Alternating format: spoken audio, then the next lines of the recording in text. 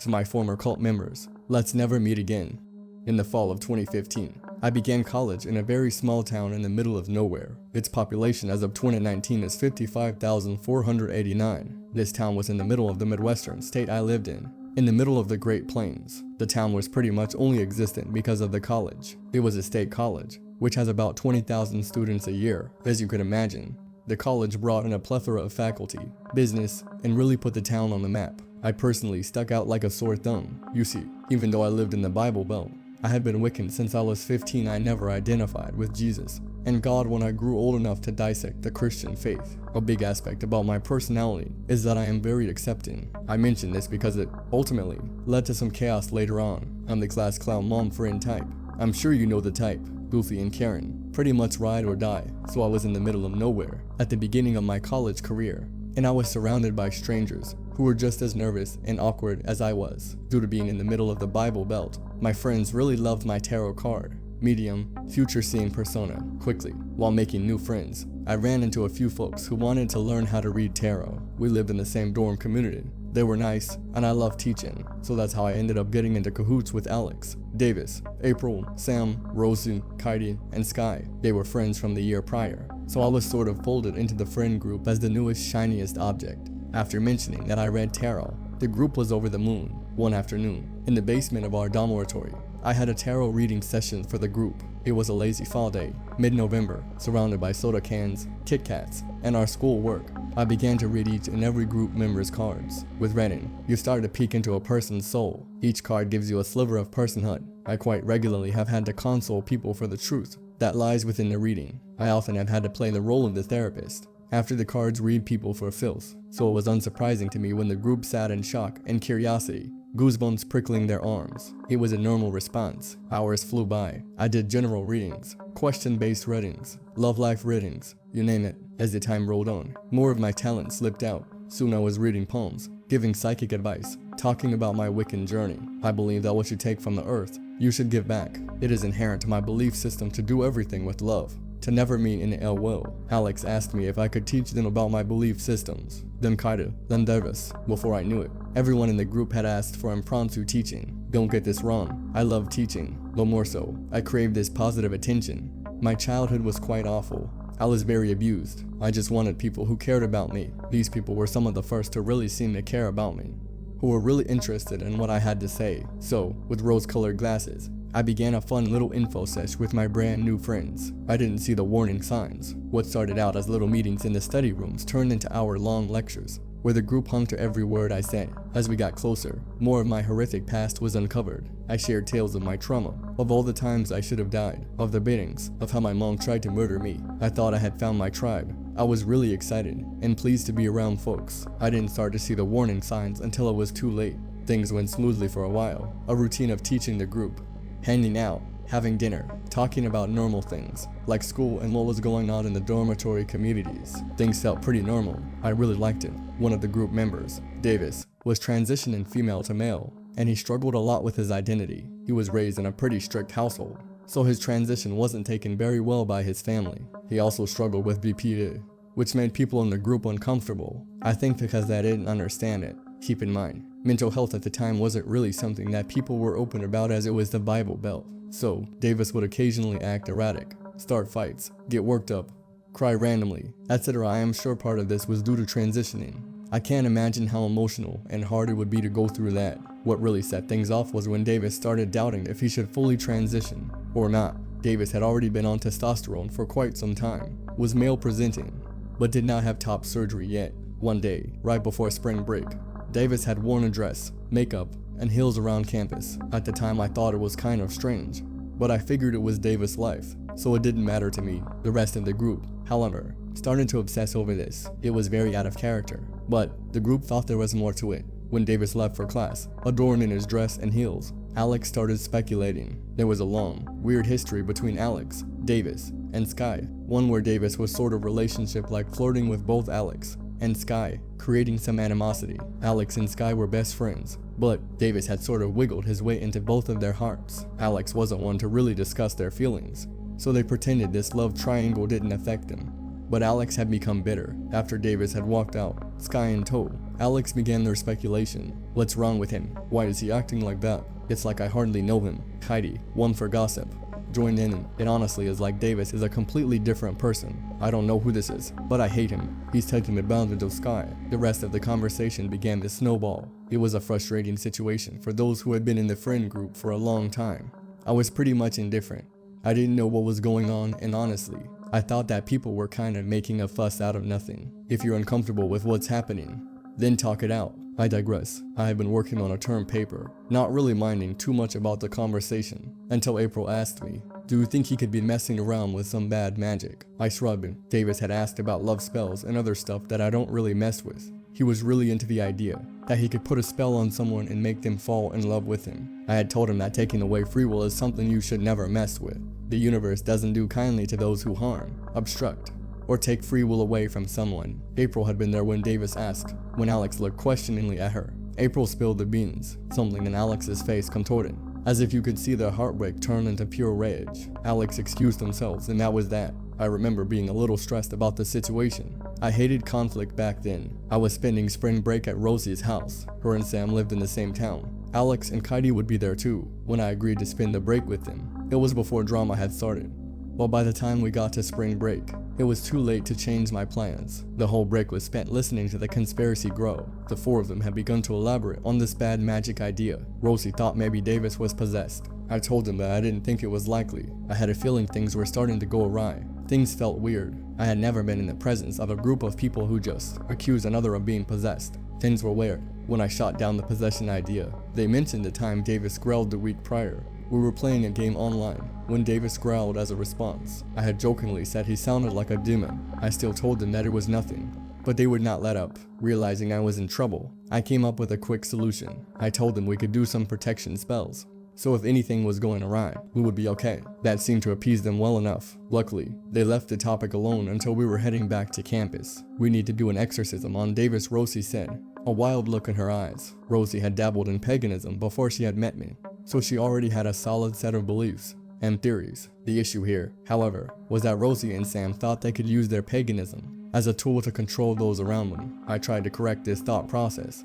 as it was against my belief system, which they seemed really receptive to, until they felt threatened. Davis had sent a text message to Rosie about some drama with Alex and Sky, sending Rosie into a spiral. Before I knew it, the narrative shifted into Davis is possessed by the demon Lilith. I didn't know what to do. I told them that he wasn't. I said it didn't make sense. I was too late. I didn't know. I figured that if I got back to campus, took some time away from them, everyone would calm down. So that's what I did. I tried to do as much damage control as I could on the rest of the ride. But then when I got back to the dorm, I locked myself away in my room. When asked, I just said I was behind on work from spring break. Things were quiet and I felt safe. I figured it was temporary insanity or something. I was sat downstairs talking to April a few days after I had locked myself away. We were just chit-chatting about what she had done over the break when I saw Rosie and Heidi rush past the sitting room. They were frantic. They waved at us when they ran past, but didn't say anything. A bit later, Sky ran in the same direction, crying. When he saw us, he rushed in. Davis said he's a Domanon needed to be exorcised. I jumped to my feet and started running toward his dorm. Sam and Alex stood in the hallway. Their faces hardened when they saw me. Sky and April walking up. You're not allowed in there. Davis is a danger to you, Sam said. He admitted he was possessed. He's not possessed. Let me in. We bickered for a while, until I said that if they were going to do an exorcism, they needed me in there. Nothing could have prepared me for what I saw. Davis was laid on the bed, tied to the bed frame. He was crying. Rosie and Heidi were inside, setting things around the bed. Rosie held a tattered, old book in her hand. There was sage burning on a plate. Heidi yelled something, but I couldn't focus. I just kept thinking that these people were fucking crazy. All I could see was Davis, crying on the bed. I'm so sorry. I didn't know I was possessed. I didn't know I was going to hurt you. Davis wailed, shaking. We're going to get the demon out. You're going to be okay. I just kept saying that he wasn't possessed. But nobody was listening to me. That's when I saw the knife. It was bronze in color, with something dark crusted on it. It sat in a bowl from the dining hall, sat in a mix of what looked like salt and what looked like blood. In shock, I looked over to Rosie, spotting a bloody gauze on her arm. It was like my world stopped. At this point, I had realized these people were crazy. I didn't think they were killer crazy. I had seen enough scary movies that I could only imagine what was going to happen. I grabbed the knife and cut through the cloth that tied Davis down, grabbed his wrist and bolted from the room. I called Davis' mom and told her to come get him. We went to my dorm until she got there. with me just trying to talk some sense into him. Davis went home shortly after. Rosie, Katie, Sam, and Alex were blowing up my phone. April had come with me when I ran out with Davis. When he had gone home, she started to talk about how I needed to be careful, because if Hillary Clinton were elected president, because I was special, my mother had told me that she had to kill me, or else the government would get me, yet I was special. April knew this. Apparently she believed it too. I just nodded, telling her I needed to go to sleep. After she left, I started filing paperwork to transfer schools. I moved 2 hours away, blocking everyone in group's phone numbers. I couldn't believe everything that had happened. But looking back, I started to see that the signs were there all along. The passenger like a witchy Jesus, or blind faith in everything I said. The most memorable moment was when I told them that the sky was actually green. I was just joking around, being a sarcastic asshole. But April and Alex just nodded. When I said I was joking, April defended them, saying, well, technically the sky just reflects the earth, so it kind of is green. Hindsight is 2020. I accidentally started a cult, creating a small hellhole where everyone blindly believed everything I said, and thought I was the modern day Jesus. So, to my former cult members, let's never meet again. Also, please get help. Hope it wasn't too long. I ended up texting quite a lot more than I expected. It's just a long story about the chaos of my freshman year of college. Lots of love. Bev. When I was 7, an adult neighbor tried to indoctrinate me into a cult. When I was 7, I lived in a dusty, vacant part of the West with an atmosphere straight out of a Judy Blume novel. Despite everyone in my neighborhood living on large, isolated plots of land, kids played hockey in the streets. Crime was minimal to non-existent, and everybody knew everybody else. I had a tight-knit group of friends, names changed to protect privacy. Let's call them Shirley, Nadala, and Bailey. We'd been friends since before we could walk, mostly because we were the same age, and all lived in the same neighborhood. We weren't idiots, but we were definitely sheltered. The same could be said of our parents, many of whom ended their education after high school, or even a bit sooner, and grew up in a similar, if not the exact same, community, where anyone who'd shake your hand was probably trustworthy. That's why no one noticed anything before it was too late. Just before the summer started, a new family moved in. Families moving in wasn't terribly uncommon, but this family had a girl my friend's age, so it became a big deal. Her name was Ella, and her whole family was a bit strange. It took 2 weeks for them to introduce themselves to anyone. Plenty of people went over to introduce themselves, but even when it was obvious people were home, no one came to the door. Finally, word got around that the father was a minister at some church no one in town had heard of, and the wife was working part-time at the tailor. We spent a lot of time outside and eventually spotted Ella, my friends and I, and invited her to join our group in whatever we were up to that afternoon. Through that we learned she had 4 older brothers and an infant sister. She and her whole family had very antiquated gender roles, prayed before and about virtually anything they did, and would casually mention the end of the world as a non sequitur. Despite this, they managed to establish themselves as pillars of the community. The father came to every town hall, and his wife Mrs. Cyrus took up a leadership role in the PTA. I think their wholesome Christian image helped defray what would have otherwise been the deeply troubling outbursts of rage Mr. Cyrus would exhibit, sometimes right out in public. He'd hear another adult use a phrase like "God damn it," and fly into a frenzy about how dare you forsake your Lord and Savior, taking his name in vain. His wife would make unsolicited, judgmental comments about how other people raised their kids, especially daughters. Despite all that, within a few months, you'd never know if they hadn't lived there all their lives. The unspoken understanding in this town was if you left your kids in someone else's care, they had free rein to do whatever they thought best for them, and feed them, instruct them, or discipline them, same as if you were their own. The first time I went to Ella's, nothing out of the ordinary happened. The second time, Mr. Cyrus led all of us in prayer before we ate our snack, and afterward, I mentioned to my mom how I found it irritating, and she basically said their house, their rules, so I shrugged it off. Neither of us had any way to know Mr. Cyrus was testing the waters. A few weeks later, several of our families had gotten together, and Mr. Cyrus brought a rifle out of nowhere and asked us girls if we wanted to shoot some cans. He said to the parents, once he'd gotten us excited, I mean, if you're comfortable with guns. Remember, this is rural America. Not one of us girls hadn't already fired a gun in our lives, and if any of the parents were uncomfortable about guns, they would never admit so in public. Things progressed little by little every time I went over. Within the next few visits, my friends and I were made to participate in a mini Bible study lesson. I guess one of the other girls had told their parents about the prayer, because when we were dropped off, Mr. Cyrus said, "Oh, I forgot to mention, Eileen and I had a family Bible study planned for tonight. If you're uncomfortable with that, you can bring the girls back another night." This was the West in the 80 seconds. Christianity was the default, and even people who didn't really practice felt obligated to pretend they did. No one in this town would have objected to their kids participating in a Bible study loud enough for anyone to hear. It didn't even matter because the Bible study was sort of fun. None of us complained about it, and we'd all seen how into it Ella seemed and wouldn't have wanted to hurt her feelings by complaining about it. I think Mr. Cyrus took that as one of the final go-aheads needed. In late August, Mrs. Cyrus called mine and my friend's parents and asked if we wanted to have a sleepover with Ella. Everyone agreed. The first red flag flew up right away. Most of us girls spent half our days off from school doing farm chores and helping around the house, so we were all in jeans. I had never seen Ella in pants, ever, but what we wore had never been any sort of problem. When we got there this time though, Ella had laid out 4 of her dresses on the bed and told us to change into them to look more like girls. We all liked playing dress up, so changed without complaint. But then when we went downstairs, Mr. Cyrus said, "Look how ladylike you all are now. Doesn't that feel better?" You've made God very happy. At this point in a play date, we'd usually go out back and make mud pies or play tag or something.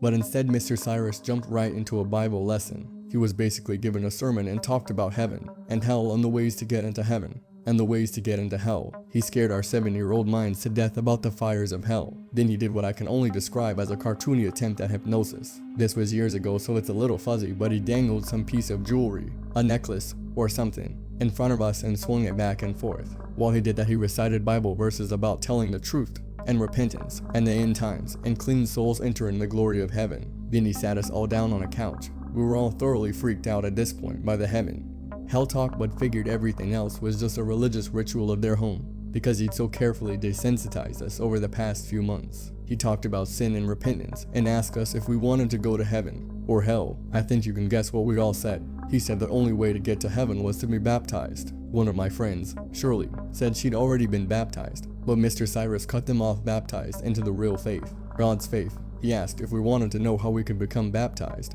and we said yes. He said by confessing our sins and making them right with God, committing to living in a Christ-like way, and most importantly, accepting Jesus as our Lord and Savior. Sounded easy enough to us. For the next I don't know how long, we did basically an intense Bible study. It could have been anywhere between 10 minutes and 4 hours. When you're little and not accustomed to going to church, any amount of Bible study feels like an eternity. This was interspersed with different prayers for our salvation and making different promises about rejecting sin and resisting temptation. We were all getting very tired and feeling our patience wearing thin for tolerating others' religious beliefs. Then there was a whole bunch of prepper stuff, different types of guns, talking about growing your own food, the importance of self-reliance, basically a lecture on survival skills, but with constant emphasis that the greatest survival skill is being a good Christian. He kept us up most of the night after that praying and such. He did some ritual blessing with rubbing oil on our foreheads. He vaguely talked on and off throughout the night about whether we'd want to go with Ella to a wonderful place with lots of other kids who love Christ, and said he'd ask our parents about taking us there on a weekend trip. I knew when I was agreeing with him that I had no interest, but my mom had taught me the polite thing to do when you get an invitation to something you have no intention of going to is to smile and express interest. Then closer to the date, say something came up, so I just smiled and expressed interest. He didn't foot us anything the entire time we were there. By the time it started to get light out, we were baptized in the backyard. Then we finally fell asleep, and a few hours later we were picked up. I told my mom I didn't want to go back there because it was too religious for me. I told her we were up a lot of the night praying. I told my mom there was no food also, but since I'm such a picky eater, she was too used to hearing they had nothing to eat, when I really just meant something like they served meatloaf, and wouldn't even make my grilled cheese to eat instead. We stopped playing with Ella and just kind of put it behind us until high school, mentioning once every few years remember that weird religious play date, since we didn't really understand any of the promises we had made to Mr. Cyrus. We didn't pay half a mind to keep any of them. We were exhausted and surrounded in daily life by Jesus rhetoric that everyone took seriously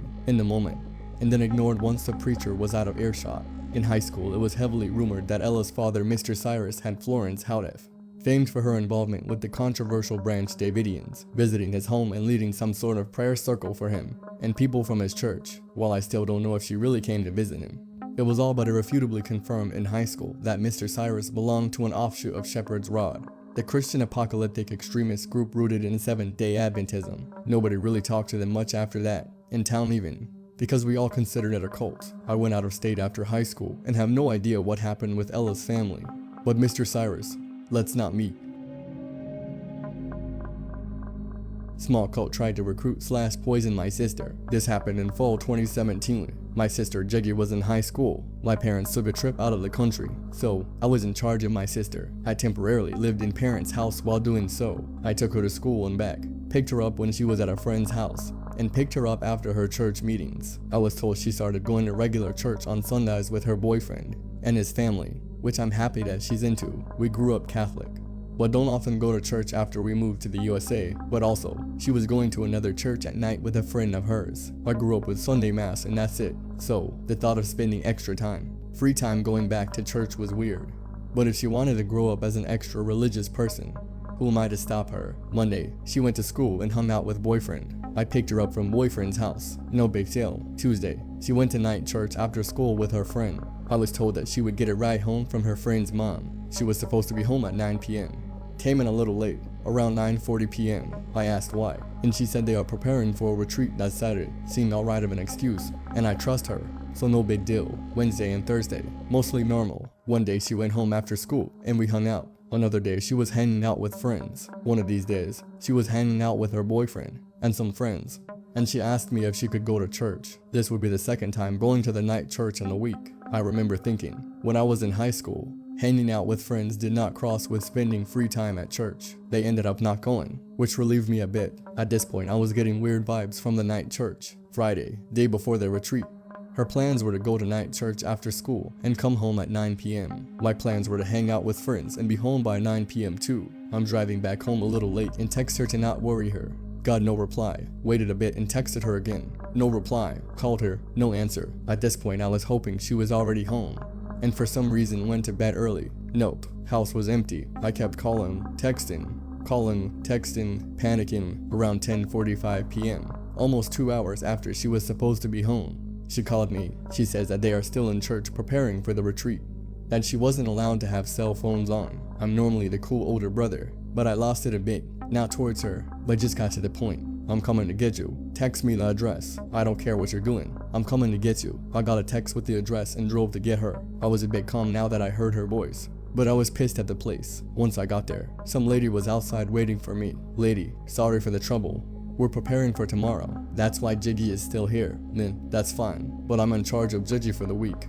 And our parents wanted Jiggy home by 9 p.m. every day. So go get her please. Lady, well, Gigi can't come out right now. The sermon, or whatever she said, is not over yet.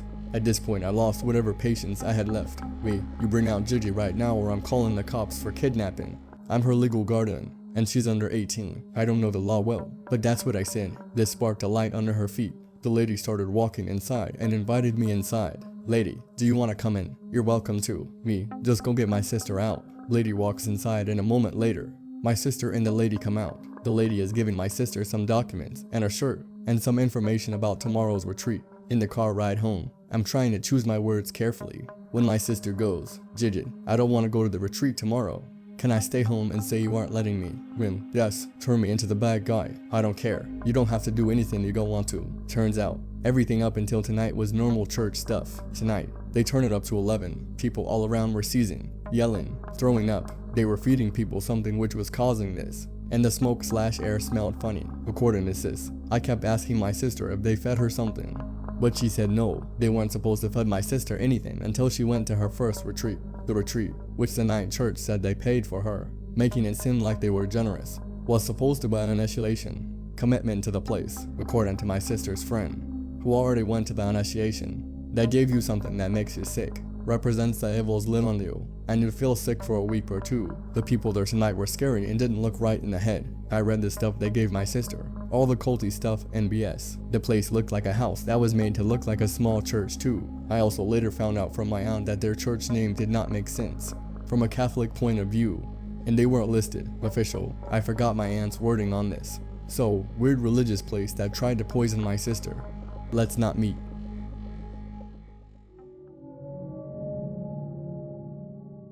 Pervert in my house. I was a pretty and relatively smart 15-year-old girl, a good kid who did well in school despite a tough childhood. I was working at an amusement park full-time during the summer. The area I lived in could be sketchy, but having grown up with little to no adult supervision, I was used to trying to look out for myself. My father was out of town, mother was long out of the picture, and my sister, 3 years older, and myself were staying at our home alone. I finished work at 11 p.m. when the park closed, and walked home by myself as I usually did. It wasn't far, perhaps 10 minutes. I arrived home, my sister was still out somewhere, and I got ready for bed. Putting my pajamas on and crawled into bed. I was starting to fall asleep but heard a small noise. I didn't know what it was, but it didn't seem like a usual house noise. My bedroom was on the second floor with stairs leading up. I didn't hear anything after that noise. Didn't investigate. Just chalked it up to nothing. I started to fall back asleep when I heard what sounded like hesitant footsteps on the stairs. I was instantly awake. But in my mind, it was my sister coming home and climbing the stairs where her bedroom was. Still in bed, I yelled out, "Wendy, Wendy, is that you?" I heard nothing back. I yelled again, "Wendy, is that you?" Nothing. More footsteps. I was petrified, but as I tell the story to this day, I don't understand some of my reactions that night, so I really can't explain them. I got out of bed, opened the ajar bedroom door fully, and went out to the stairs, where I stood at the top. Below me, about halfway up the stairs, was a man I had never seen before. He looked to be early 20s. A little taller than my 5'7", not a big guy but solid with blonde curly hair. I asked him what he was doing. His reply was a garbled mess, something along the lines of, "Where's Wendy?" My mother told me not to get mixed up with women. Where's Wendy? From his manner and wild-eyed look, he seemed like he may have been doing drugs. He had followed me home from the park and was asking where's Wendy in response to my calling out for her. For some reason I got very angry, not just scared, and started screaming at him to get out.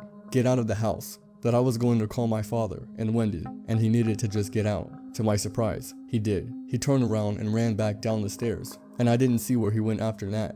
But it turns out he must have left. I have no idea how he got in, but he was definitely there for me. That's why he followed me. Not burglary or anything else. He was looking to rape, and who knows what else. I think the only reason he left was because he had no idea where my sister Wendy was. Thought she was in the house, and it was an added complication to him getting caught. I was so shaken. I stayed up the rest of the night. I didn't call the cops, didn't call a friend. The only person I told was my sister the next day. I don't know why. I just sat in a rocking chair, clutching my cat and rocking and crying, staying awake till the next morning. This happened 35 years ago. I never told anyone till now.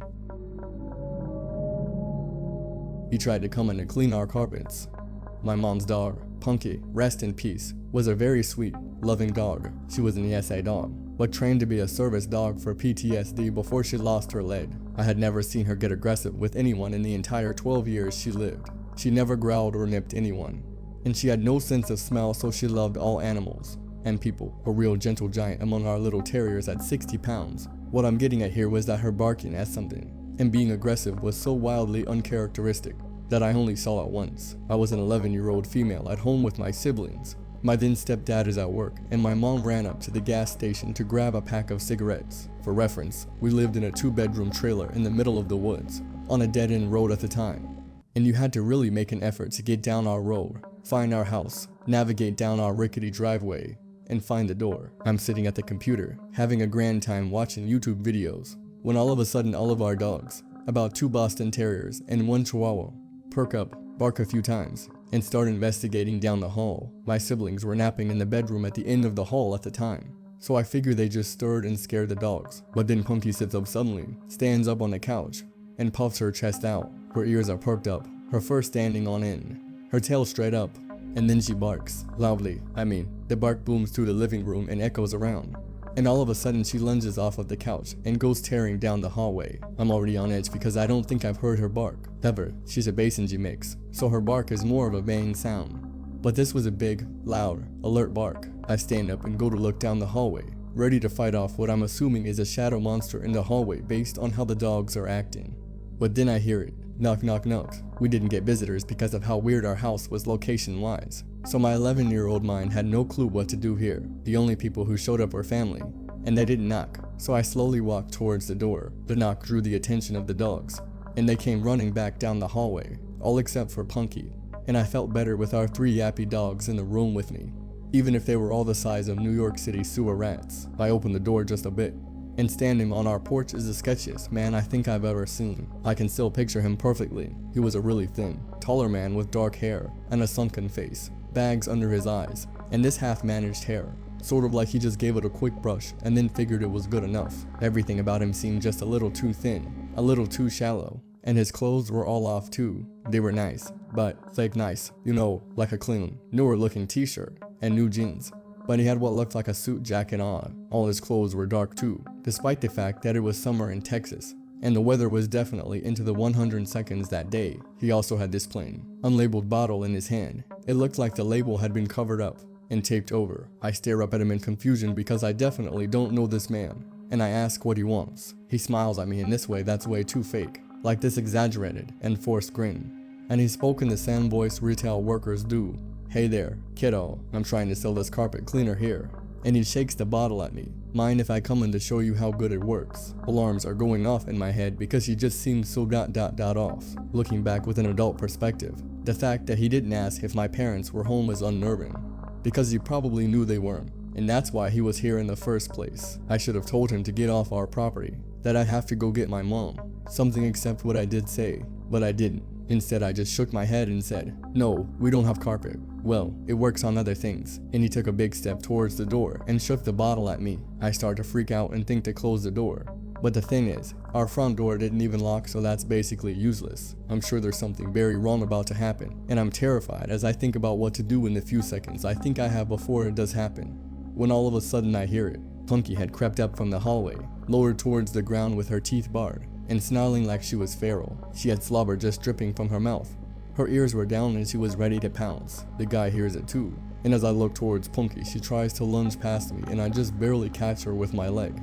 As she tries her hardest to duck past me and attack this guy, he freaks out and runs off the porch without another word, booking it down the driveway as I let Punky out along with the rest of our dogs, and they start chasing him. Our small dogs chase him down the driveway and stop about halfway, barking and jumping about. But Punky stops just on the porch and watches him with her ears perked, just staring in the distance until he disappears. I swear I saw someone join up with him running when he got onto the road. The second he disappeared, Punky's entire body language changed, and she went back to being the sweet dog I knew. No barking or growling, just laying around, mouth and throat covered in slobber still. I realize my siblings are still down the call and run to check on them. And when I get to the bedroom, my siblings were sleeping soundly still, but the bedroom window was wide open. The curtains pushed all to one side, and the items on the dresser in front of the window all shoved around. Someone had tried to climb through the window, no doubt in my mind about it. From what I can gather, the bedroom window was visible from the couch, where Punky was sleeping, so I think someone was trying to climb through the window before Punky went after them and scared them off. And the man at the door was meant to distract me. They definitely didn't expect Punky, a bigger dog, because most of the time she was with my mom inside, while our small dogs were the ones that saw the public eye more often. I don't know what they intended to do, but after my mom got home, she took all of us to my aunt's house. And on our way there, we saw the men walking up someone else's driveway, men plural, because we watched the second one split off to wait by the road. So, to the two men apparently going door to door to sell their unlabeled carpet cleaner, I'd really rather not meet again. My house was broken into on Christmas Eve home alone. This happened in 2019. I was in my second year of college and living in a townhome about a 10-minute walk from campus. I lived with two other girls at the time, but they were all back at their parents' house for the holiday. I work in healthcare and was working Christmas this year. A little bit of a backstory: there used to be 4 of us living there, but one girl had moved out due to issues with her boyfriend.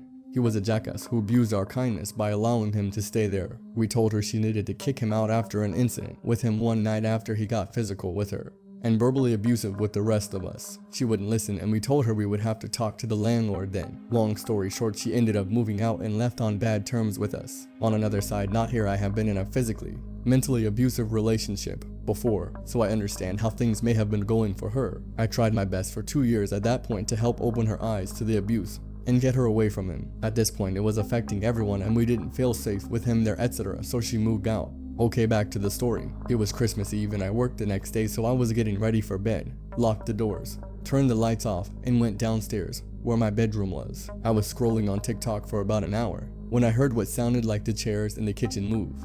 I thought maybe I was hearing the neighbors next door as we share the same walls, and sometimes they can be loud. But I remembered one of them texting me and asking me to bring in a package they were expecting while they were all gone at home. The noise was short-lived, and so I just brushed it off. Next thing I know, my bedroom door is being opened slowly. In this moment, I get a flashback and remember my second grade teacher telling us about the time someone broke into her house, and she acted as if she were asleep, so if they were just there to rob her, they wouldn't feel the need to hurt her if she saw them. but my freaking phone screen is lighting up my scared jaw-dropped face, so I can't act like I'm asleep.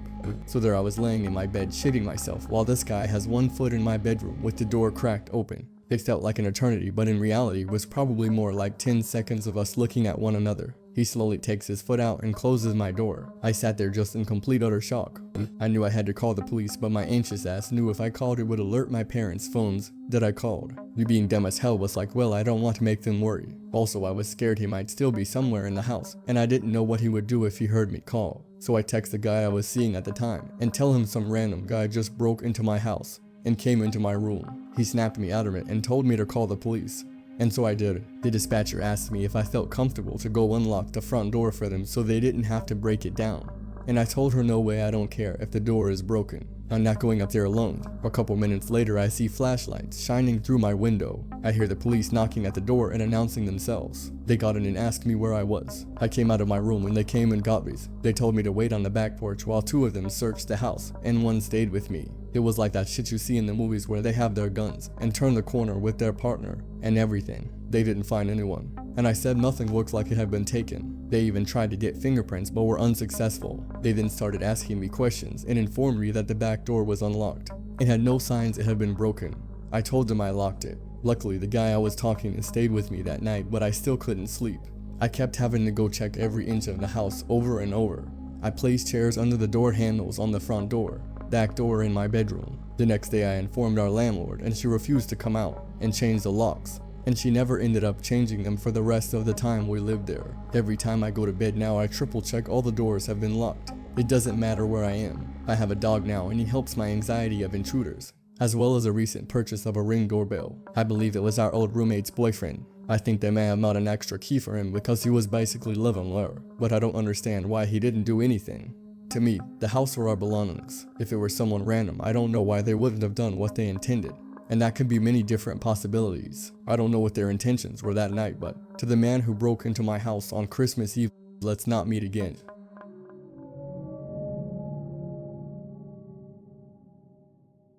All my exes die after we break up.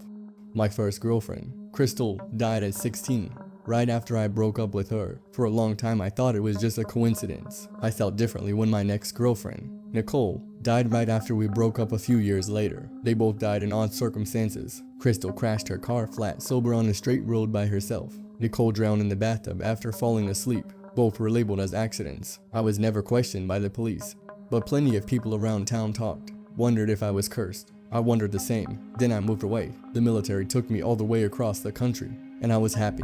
I fell in love with a girl named Katie. Everything was good, until I went to a cousin's wedding out of town by myself. The drinks flowed. Too many. I lost control. I got in deep with a girl there I thought was too hot to not keep talking to and keep drinking with. We ended up back at my hotel room. I was too drunk to stop. We had sex and she started the night with me. I woke up with an instant sinking feeling of regret. I also woke up alone, but the girl whose name I couldn't even remember was in the bathroom. She was crying. I listened to her weep uncontrollably for a few moments, unsure of what to do. Then I heard glass breaking and I rushed into the bathroom. The girl from the night before was in there with a shard of broken mirror in her grasp. I begged her not to hurt herself. She screamed back at me that she loved her boyfriend, and she couldn't believe what she had done, and she wanted to die. Then she inexplicably started saying a name I hadn't heard in years. Holly. Hearing that name reached into the darkest recesses of my brain. Holly was a dirt poor girl in my 5th grade class. Homely, she was teased and someone who received no interest as someone anyone wanted to date. Instead, she was mocked. We went too far. Someone dared me to ask out Holly and pretend to be her boyfriend for a week.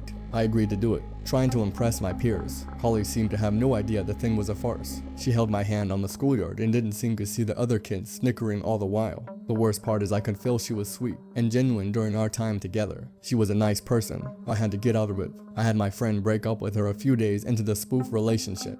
Holly was crushed. I felt horrible. She never made eye contact with me again. One day after recess, I came back to my desk and found a piece of paper with burnt ends, and found an endless abyss of vulgar and dark words scrawled all over it in black ink and pentagrams. I tried to decipher what it specifically all meant but couldn't. It just said awful things, embarrassed and guilty. I never told anyone about it or confronted Holly about it. Holly moved away at the end of that school year. One of the girls in the class said she lived near her and thought her parents were deep into the occult, witches, spells, all that kind of stuff. I figured it was bullshit. It wasn't until I heard the woman in the bathroom screaming out her name that all those scrawled words of hate and love and darkness on that burnt paper Holly left on my desk came back into my head. That dark little girl must have cursed me and any lover that left me. Holly, the word spat out of my one night stand in the bathroom and snatched me out of my memory dive. Then the woman took that shard of glass and ferociously sliced both of her wrists.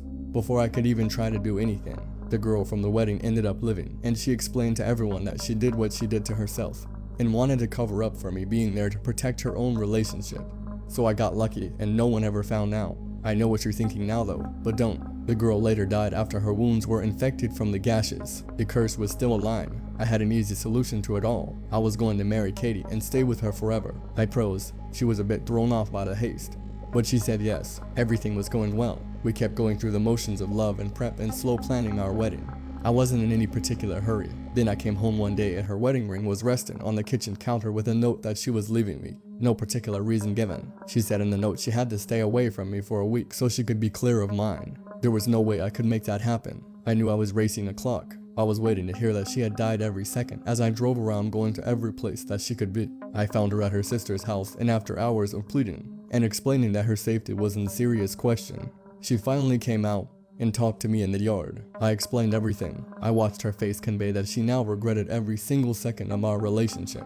Then she walked inside. Weeks went by without much sleep. I kept just thinking I was soon going to be invited to her funeral, and I wondered if it would be in some circumstance where people thought I might have done it to her. She showed up in the middle of the night one night with a knock on my door. I let her in, so happy to see her alive and breathing. She explained she had nearly died in 3 separate freak accidents since she left me. She believed in a curse. She could feel it inside her. She had suicidal thoughts she had never even imagined before. We had to be together. The wedding was back on. Now you're probably wondering, why did that dark little girl who I fucked with back in 5th grade do something that ultimately won me back the love of my life? Wasn't she now going to kill Katie or something? The thing was, my time away from Katie made me realize that I didn't love her. I didn't really miss her and enjoyed my time alone. I thought about my previous, dearly departed partners and thought I loved them more than her, and I dreamed of a relationship that would truly bring it all together for me. I was cursed with a fake love forever, or I had to be okay with Katie dying. So the fake relationship I pranked that poor girl with in 5th grade meant I was going to be stuck in a fake relationship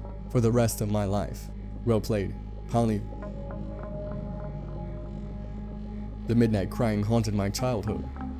What I found haunts me to this day. When I was 11, my dad passed unexpectedly from a massive heart attack. It happened in the evening in our lounge. We were all there, myself, my mom, and my sister Kayla, who was 14. I remember it like it was yesterday.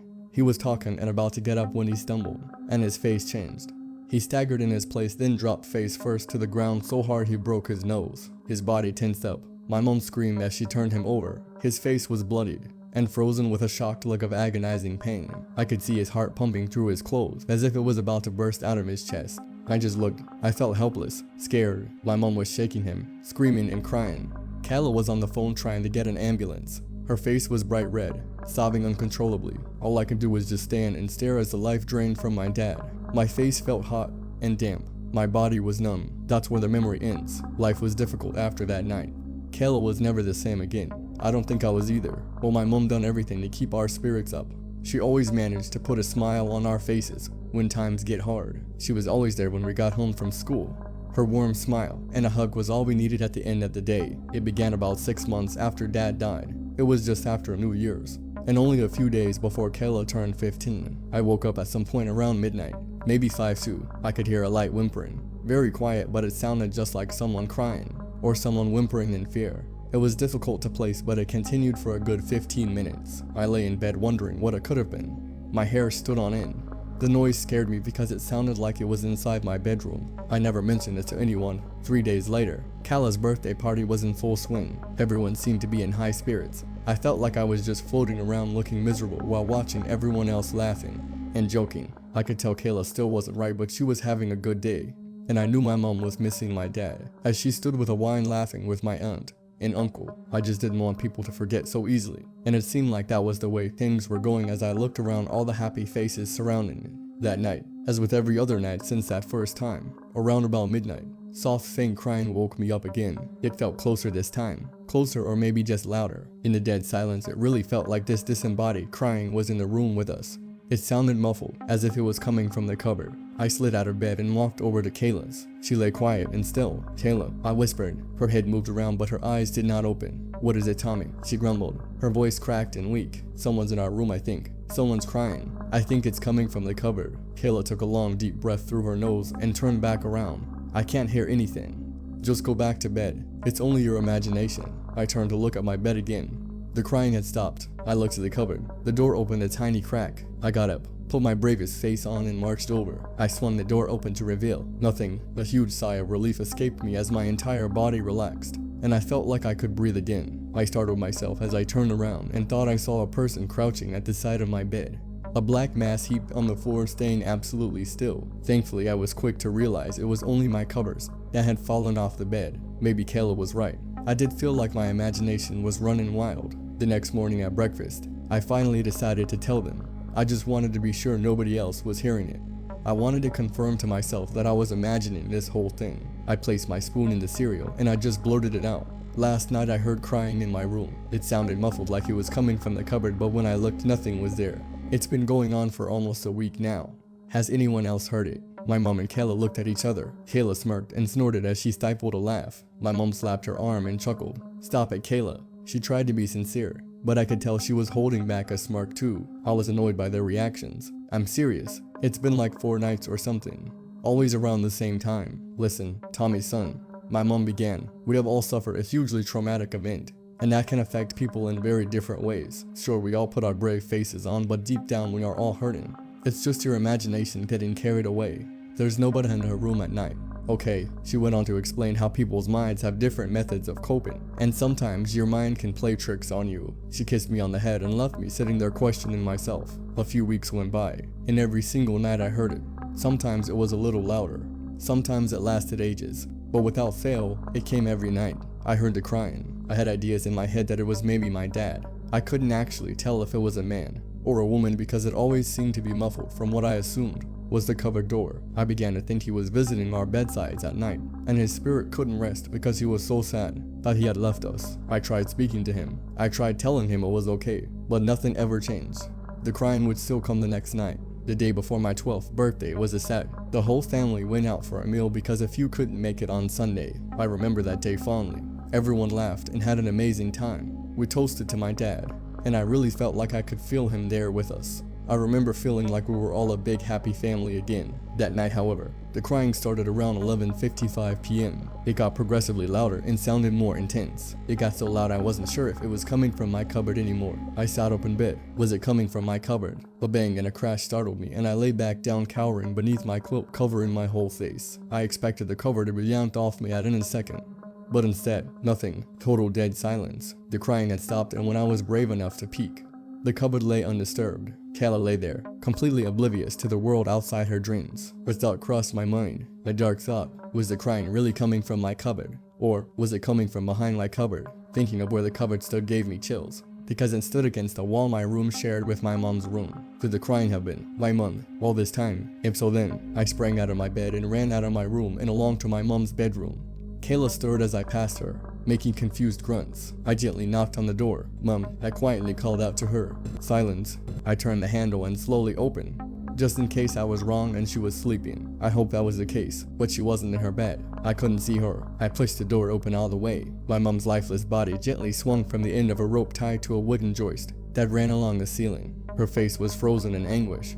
Her eyes were still open and glazed, staring off into the distance. There was no sound, just the unforgettable creaking of a taut rope calmly swaying in the breeze. I just stood there. I felt helpless, scared. My mom took her own life on my 12th birthday. The memory of that noise still wakes me to this day. I don't know why she did it. She never left a note. I just felt so bad that all this time it was her crying, and I wasn't able to do anything about it. She never ever seemed like she was depressed. She was always happy, always there. But then when she got to bed, maybe that's when she was finally able to take the mask off. I just wish she had told someone.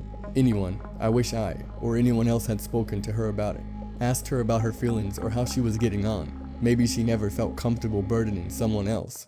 I don't know. All I can ask of you is to please talk to someone if you ever feel like you have no escape, and there's only one way out. Please never feel like you are a burden simply by reaching out to your loved ones for help. And if you know anyone who has gone through a time like that in their life, Just make an extra effort now and again to ask them privately how things are going, how they feel. If they need to talk, reassure them that you are always there for them no matter what. Tears are running down my face as I write this in my bed. I feel bad because my son told me at breakfast yesterday he could hear crying coming from somewhere, and I lied to him. As much as I want to open up, it really is a struggle. I don't want to go down that same route. I don't want him to find me like that. Maybe tomorrow I'll talk to him about it. Or maybe I'll just try and be a little quieter. Links in the description. I've been getting these weird spam calls. We've been trying to reach you about your cars. I hung up. Who on earth is even falling for those scam calls? It's always the same robotic voice. I don't even own a car. I bike to my classes. If they had even a slightly intelligent scammer behind that phone, you'd think they would at least check if their unlucky victim had a car. Everyone's gotten their share of spam calls before if they've had a cell phone. It's a 21st century universal experience. On top of that, everyone and their mother has had the whole car's extended warranty scheme pulled on them at least once or twice, or if you're me, I guess, and they call you every other minute. My phone had started ringing again as I was sitting there at my desk thinking about it. I glanced down and saw a number I didn't recognize, so I hit decline. I have work I need to get done, regardless of my silent prayers that my phone would remain quiet. It kept going off. My ringtone kept greeting me every time I thought it was over, and it all crashes down, and you break your crown. I snatched up my phone off my desk and answered. What? We've been trying to reach you about your bikes. I hung up after hearing most of that. It wasn't until I put my phone back down that I realized the robotic droning on the other end had said bike, not car. I found myself eyeing my phone wearily. I waited for the call, but this time, it seemed that I had worded the caller off, so I decided I had misheard it. The stress of college probably getting to me. I'm sure it said car. My ringtone started going off again the next morning, waking me up before my alarm could. I was too exhausted to notice that it was an unknown number. I just flipped over and grabbed it off the nightstand, putting it up to my ear. Hello. My own groggy voice was met with silence for an uncomfortable amount of time. I sat up, rubbing my eyes, listening, but all I could hear on the other end was breathing. Confused, I checked the ID and saw the unrecognizable number. I was about to just hang up when I heard that voice again. We've been trying to reach you about your bike's extended warranty. If it continued talking or I hung up right away, I can hardly remember. I was sure then that the robot had said bike. I guess I had complained before about how I didn't even own a car, and that they should research their victims. But that wasn't what I thought was going to happen. It's just a coincidence. It has to be. Once I tuned back and I had already hung up without thinking. Sighing, I recalled where my bike was chained up outside in front of my dorm. Maybe I should walk to class, just for a few days. That's exactly what I did. It was kind of a pain, and I ended up being late a couple times. But the little anxious itch in the back of my head was scratched. I was a little relieved when I hadn't received any new calls yet. Maybe that was the right decision. Until my phone started ringing again. I flipped it over from where it lay face down on my desk and saw the number. It was the same area code as the rest of the calls, 811. Not that it had a location listed under the number. I clicked accept and put the phone up to my ear, just like the previous time.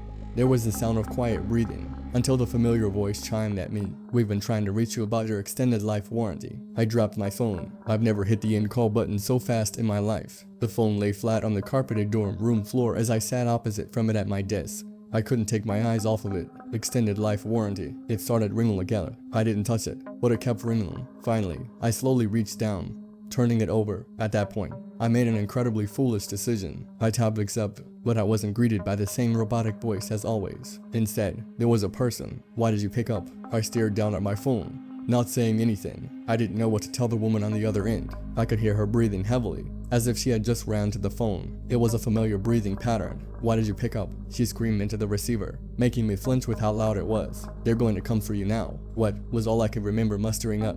It was hard to speak with my heart pounding into my throat. I tried to warn you, oh God. The woman cut herself off. I stood quiet. Suddenly, she screamed. It was shrill and long. The sound started to garble as if the reception was cutting out. It was turning robotic, more familiar, until it finally ceased. The call didn't end. I watched as the timer displayed on my screen continued to tick up. Each second that passed felt like days. I slowly extended my arm, aiming to end the call with as much caution as possible. But that voice spoke again. This is a final courtesy call before we terminate your warranty. I tapped the red button on my screen, no sooner than I did. However, there was a knock on my door. I held my breath. I began to scoot away from my desk in the chair, grabbing my laptop off my desk and trying to reach the window as silently as possible. There was another knock. I held my breath. The knocks turned into pounding. I didn't dare to move an inch anymore. My phone started ringing again. I was several feet away from it, so I didn't even try to see who was calling, just in case it was someone else. But I didn't have to check. It picked up by itself. "We are afraid your warranty has been terminated."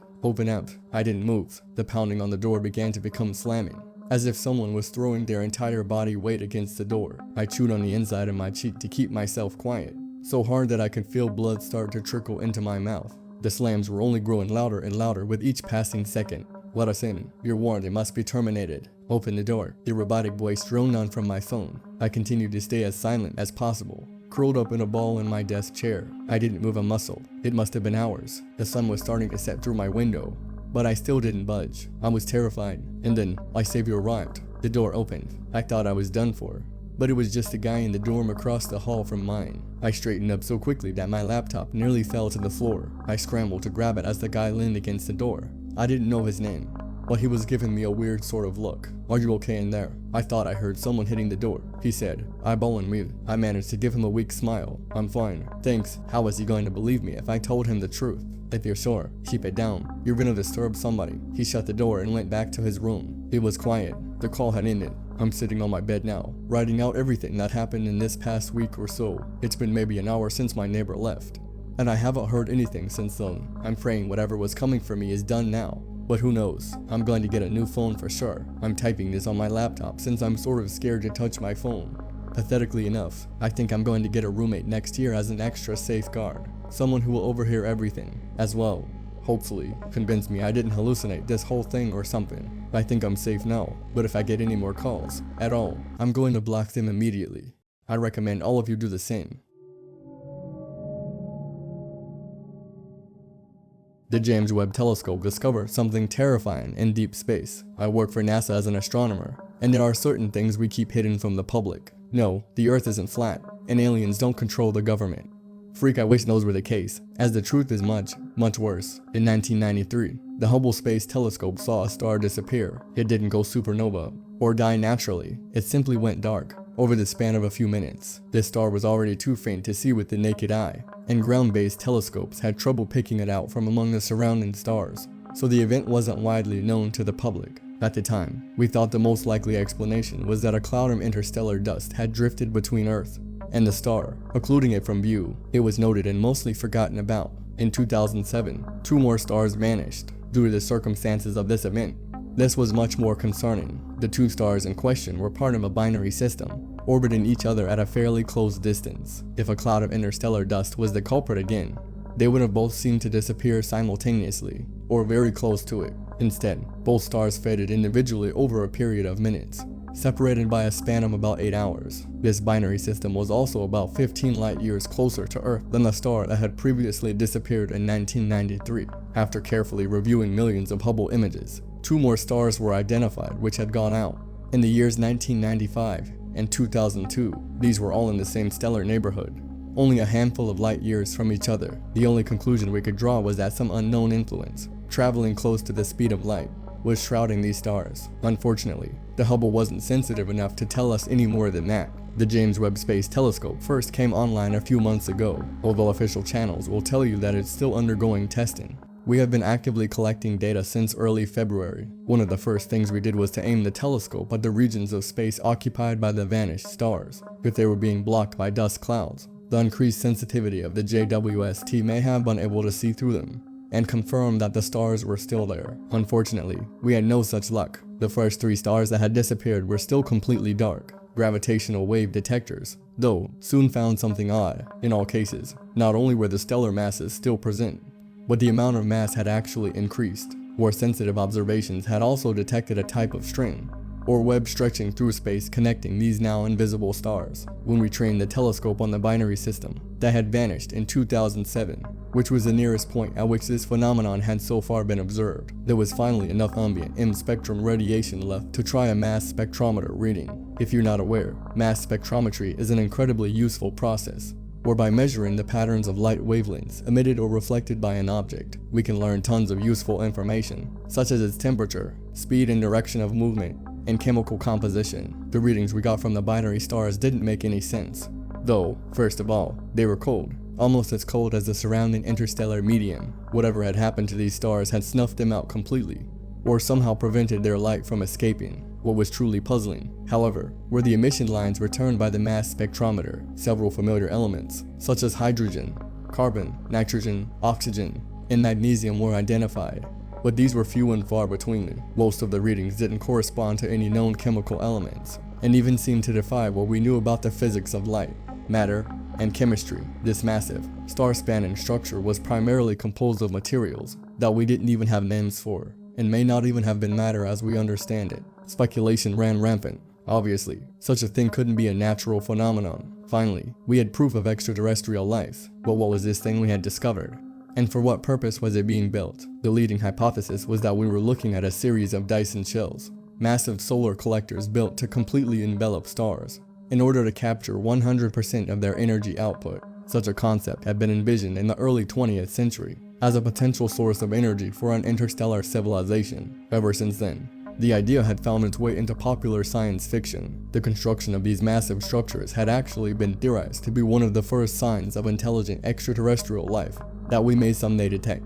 It seemed that was today, the theory still didn't explain everything, though, first of all, there was the impossible speed with which the stars were covered. Constructing a Dyson shell from scratch in a matter of minutes was beyond even the wildest speculations of scientists and sci-fi writers. Then there were the mysterious filaments that connected the shells over distances of light years. No one had any idea what purpose these could serve, or how they could even be built. Everyone at NASA was fascinated by this mystery. In hindsight, we may have been better off if we had never discovered the truth. Less than a month ago, the JWST detected a series of unusual energy bursts emanating from interstellar space. These were occurring at the very edge of a star system approximately 12 light years from the binary system that vanished in 2007. As we focused the telescope on this system, we soon determined that these were not natural phenomena either. The energy signatures, which were still flashing intermittently, matched what would be expected from thermonuclear and antimatter-based explosions, along with several other types of energies that we couldn't identify. These explosions,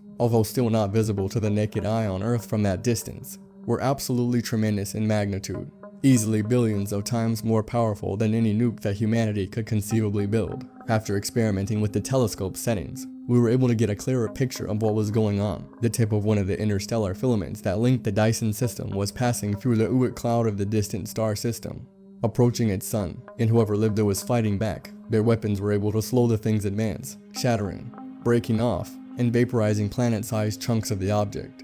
But it seemed to be rebuilding itself almost as fast as it was being destroyed. After less than a week, the explosion stopped. It seems that they had run out of ammunition. In the void between stars, we knew that these things traveled at nearly the speed of light.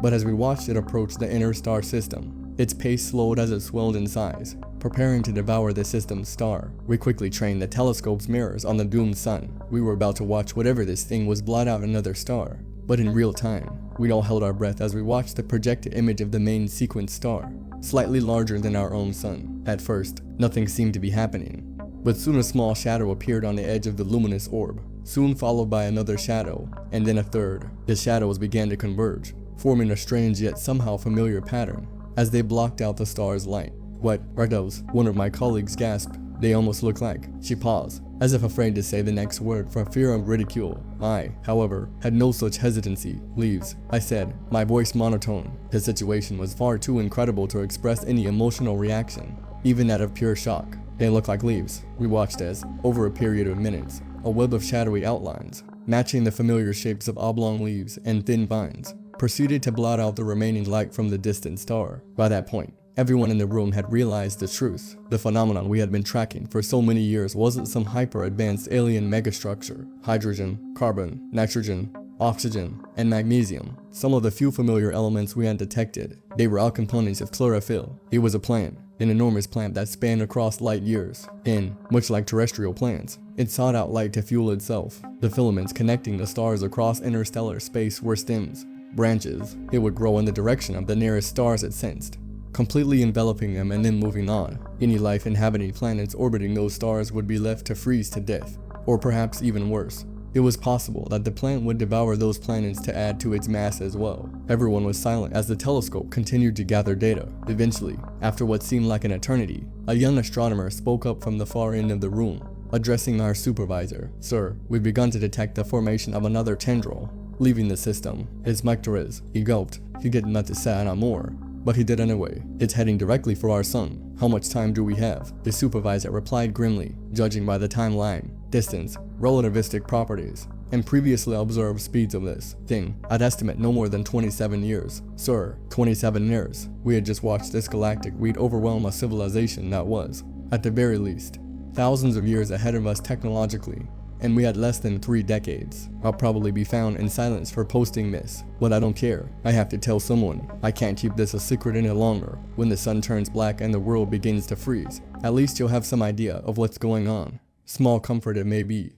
I hope that didn't scare you too much. What if it did? Sorry about the existential crises. And on to the next one, because a note was slipped under my door this morning. This morning I woke up and made my usual coffee and toast. It was hot and humid out, a typical July in the Midwest. I don't usually go to the front door in the morning. No reason if I'm not going anywhere. But today I heard a thump by the door, so I went to check. I thought it might have been an animal or something, or maybe a package hitting the door. To my surprise, there wasn't anything on the porch, no matter how hard I looked. When I looked down, though, I saw it. A note, folded on college-ruled note with paper like a student wrote it. Looking at it, it wasn't creepy or foreboding or anything like that. But when I read it, well, here's the note. Hi, you don't know me, but I know you. I've known you for a while, 3 years. Now, it is of utmost importance that you read this note carefully. There is somebody watching you, somebody who has been watching you for a long time.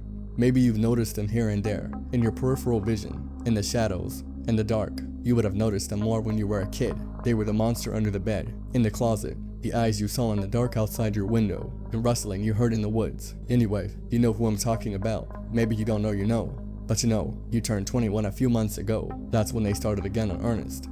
That's when you started noticing them again. Like when you were a kid, they've been outside your windows, following you at the grocery store, hiding behind trees, and watching you on your walks. They've been in your house. I know because I saw them go in through the second-story window. I never saw them go out, so they might still be in there with you. It is very important that you don't freak out right now. Here's what you need to do. Continue on as normal until 12:15 p.m. Have your coffee.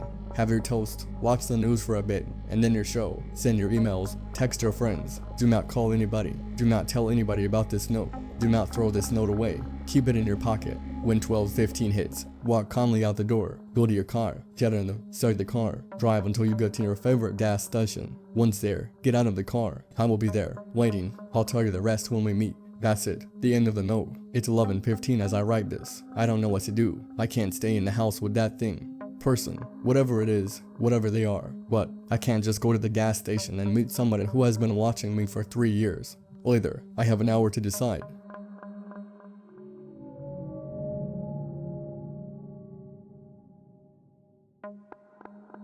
Acting naive might have saved my life.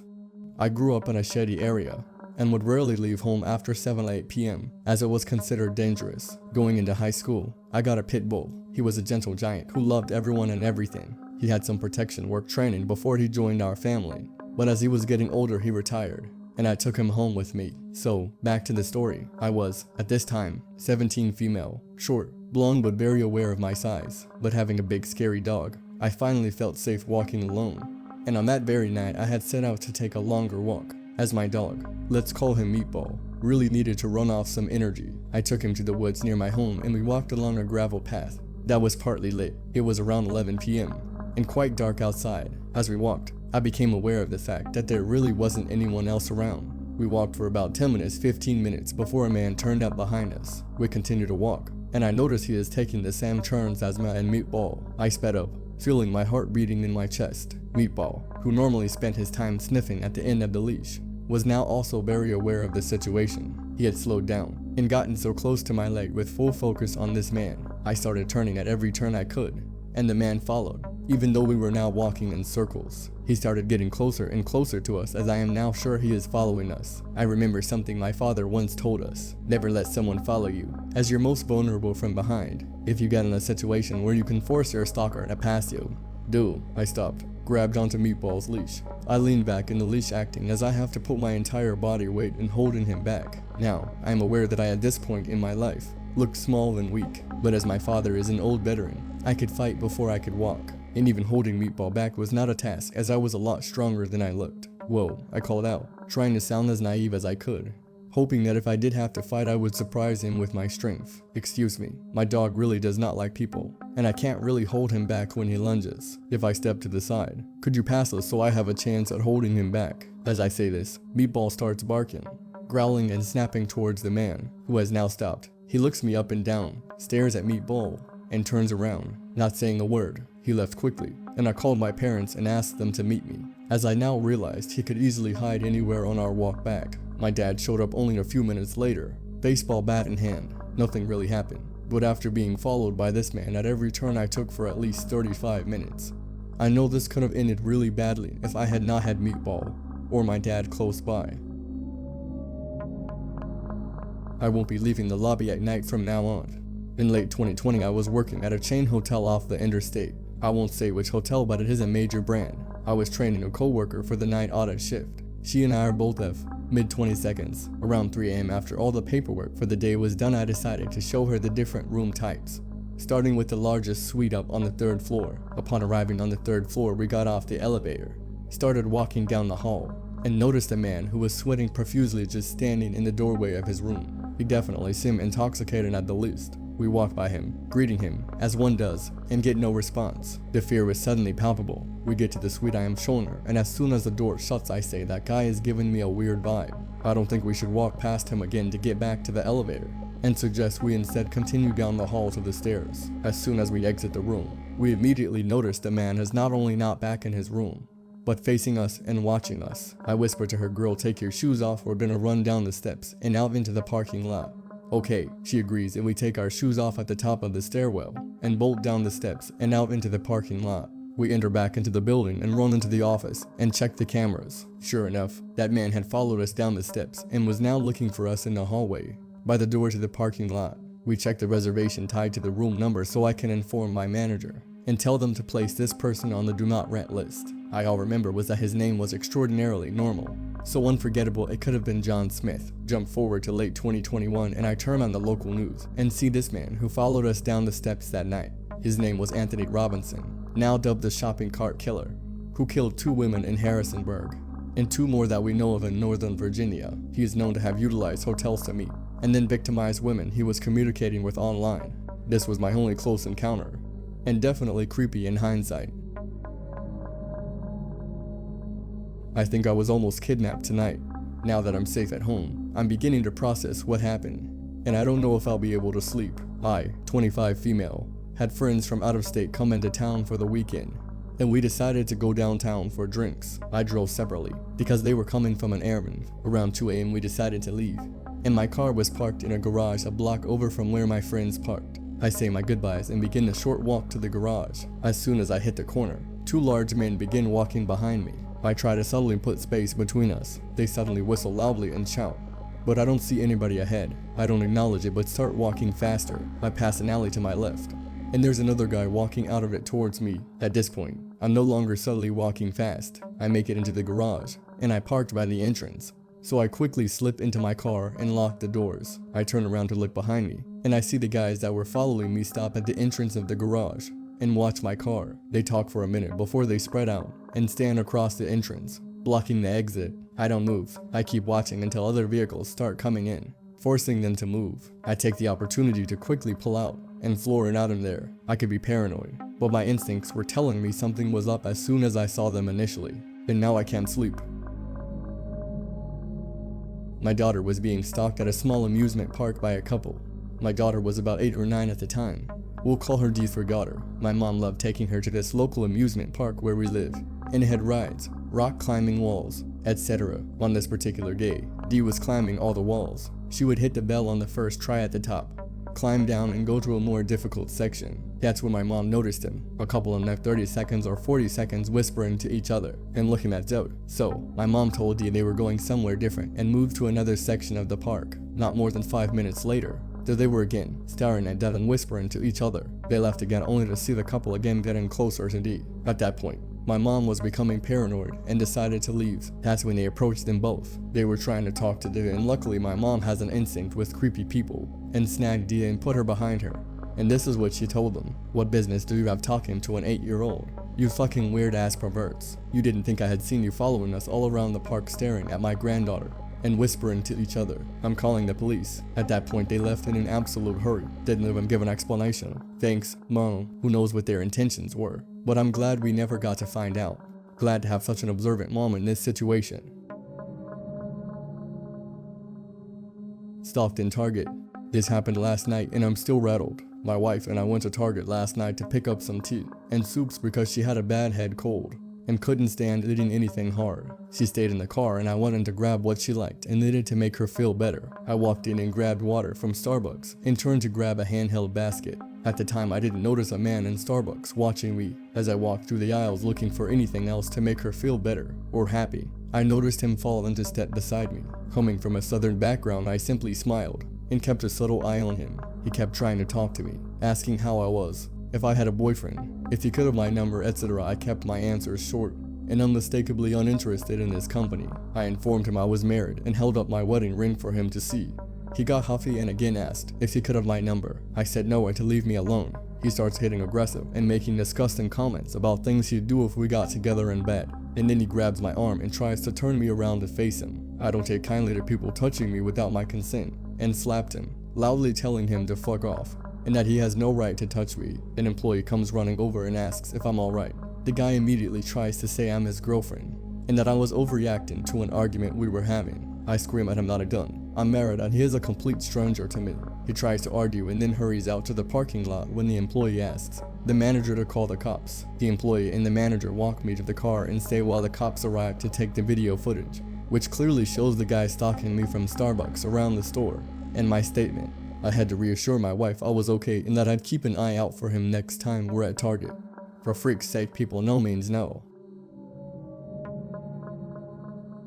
The rule breaker, truly horrifying, and just happened. I went on lunch break at work and sat down, ready to enjoy reading some creepy stories on this sub while eating. I started to read the titles, sorted by new, and found a few interesting sounding ones. So I clicked one of them and prepared to be creeped out. I was not prepared though. A wall of text, impossible to read while not giving it 100% attention, which I don't have while eating at the same time. I just fell off the right line over and over again, so I decided to cut my losses and move on to the next. Paranormal story. No formatting either. Next. Again, a wall of text hit me in the face. I was slowly losing sanity and went paranoid, thinking I might have misread the number 8 rule. But no, it was the right sub and the rule still existed. Slowly but surely the end of my lunch break approached and I was shook, having basically not read anything entertaining. Surely an experience I won't forget. What was going on with my childhood best friend's dad? I give this is the right place to post this, but I just had a flashback memory and would like your thoughts on this situation. When I, a female, was 15, I became best friends with this girl we'll call Ally. We ended up becoming more than friends, but our relationship was sweet and pretty innocent.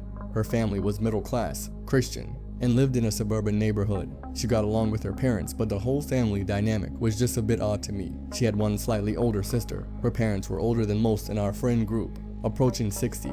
And her dad used to be a pastor or something, some very religious career, and had a lot to say about the Bible and such, which is why we were afraid to tell him we were in a gay relationship, and just acted like besties.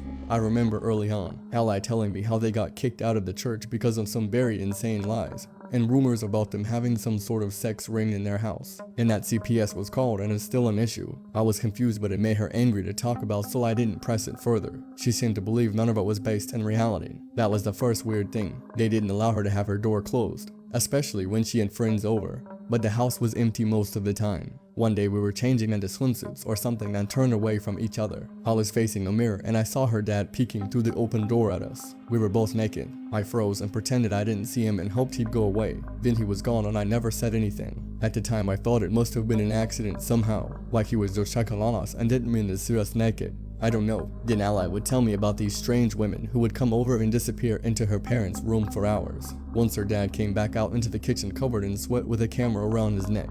Once he came into the room after me and Ally had a sleepover, and she had gotten up to get ready for whatever, sat with me on the bed and basically said that being gay is okay because I can't get his daughter pregnant, and that it's a sin but all sin is the sin, and that I might as well, because we're all forgiven in the end so nothing matters. I thought that was incredibly jarring at the time. I didn't know how he knew because we were only affectionate and private, and even pretended to like boys. We never talked about it again. We broke up at age 17. There must have been more little weird things, but those are the main ones I remember. Like what I'm looking for posting this here, I'm just still confused about all of it. Another thing I just remembered is that they would have movies playing in the family room that my parents would have never played. Really intense sex scenes and such. Even when we were all eating dinner, I remember wanting to crawl out of my skin but they acted like it was a normal movie scene. Blew my mind as a kid. I deleted the part mentioning they were white because it seemed to imply I believed this behavior was more shocking because they were white middle-class Christians. I was just trying to show how not acceptable this type of behavior was to their peers